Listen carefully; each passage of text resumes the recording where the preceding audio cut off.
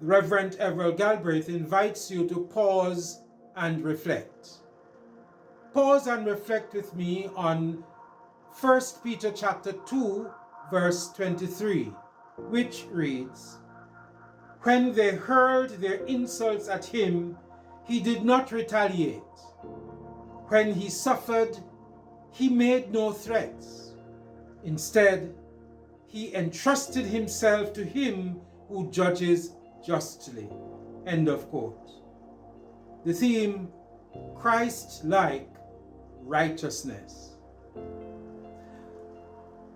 Have you ever struck back physically, emotionally, or verbally at someone who wronged or hurt you? Well, I have. I have vivid recollections of a day at Mount Ward Primary School way back in the 1970s when my schoolmate and neighbor called me a much disliked nickname. No, I will not tell you what it is. However, I will tell you that without hesitation and with all the might I could muster, I flung my right fist at him. It struck him on the side of his head. The result was blood and a march to Ramble Health Center with teacher behind us.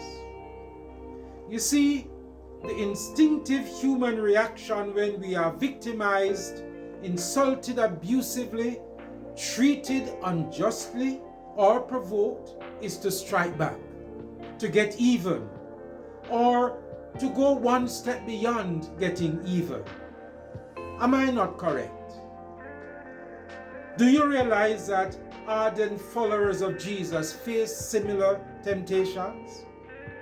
As a matter of fact, Jesus could easily have had similar responses when he was dealt with wrongfully.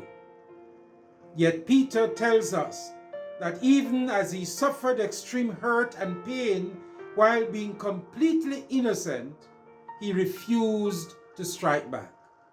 He refused to strike back at the insults of the Jewish religious leaders. He refused to strike back at the injustice of the political establishment. He refused to strike back at the brutality of the Roman security forces. And he refused to strike back at those hurling taunts at him as he hung on the cross. According to Eugene Pattison, quote, "They called him every name in the book, and he said nothing back. He suffered in silence, content to let God set things right." From the Message. Jesus suffered throughout his life and on the cross for our sake. Think of it. The righteousness and integrity that was intrinsic in Jesus exposed the unpleasantness, ugliness, and wickedness that is innate in sinful human beings. And so, Jesus was despised and rejected by men and women. A man of sorrows who suffered and died at their hands. While being reviled, Jesus did not retaliate. While suffering, he uttered no threats. He did not reciprocate, but kept entrusting himself to the one who knows and judges all hearts. Of significance is the fact that Jesus suffered for the sake of sinful humanity and to make the world a better place. Peter told the believers to willingly submit themselves to every form of human authority, such as emperors and governors, kings, and even to harsh slave masters, verses 13 to 18, for the sake of Christ. He said it is commendable before God when Christ's followers suffer for doing good and endure affliction, verse 20. That is the example that Peter calls all followers of Jesus to emulate. Do what is good and right, even if we suffer for it. Christians, God's set-apart people, are required to live and work with, for, and amongst persons who are irreligious, unbelieving, and even anti-Christian.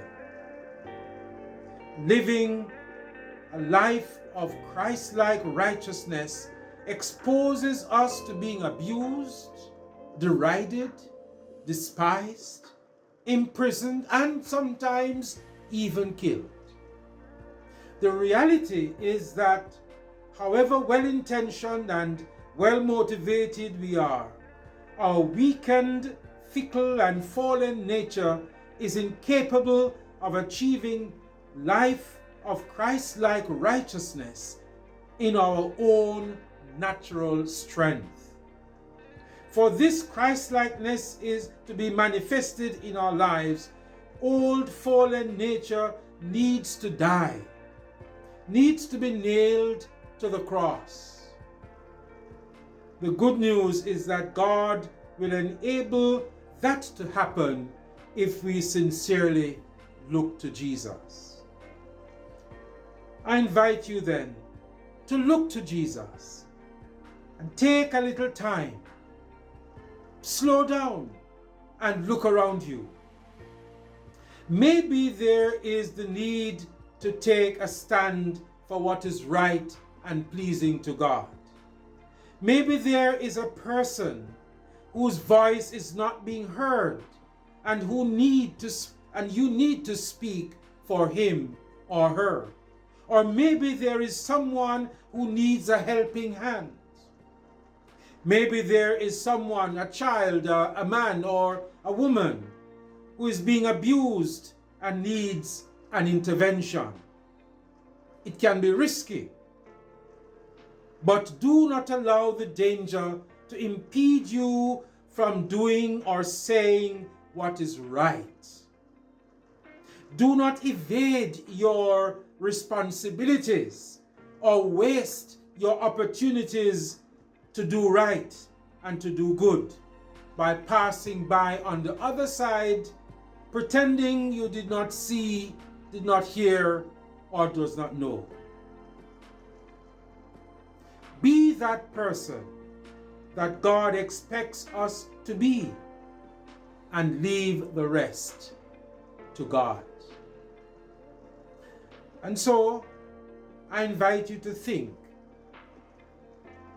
is there a situation needing your attention? What will you do?